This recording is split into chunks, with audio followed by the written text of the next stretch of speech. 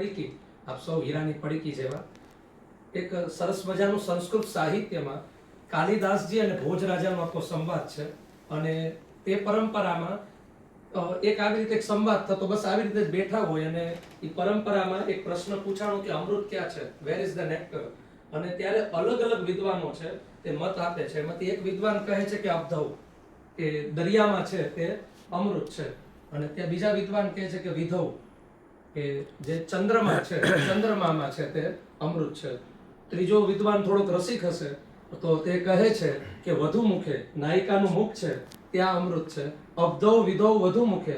ચોથો વિદ્વાન કહે છે કે ફણીનામ નિવાસે, કે પાતાળ લોક છે, ત્યાં જે નાગ છે તો નાગલોક મણિધર છે તો ત્યાં અમૃત છે. અને પાંચમો વિદ્વાન કહે છે કે સ્વર્ગે સુધા વસતી ભાઈ વિબુધા વદંતી, સ્વર્ગ લોક છે ત્યાં અમૃત છે. હવે મજા એ છે આમાં કે કાલિદાસજીની જ્યાં સુધી મોહર ન લાગે ત્યાં સુધી છે ત્યાં ખરડો પસાર ન થાય. એટલે એક એક શબ્દમાં કાલિદાસજી છે બધાનું ખંડન કરે છે.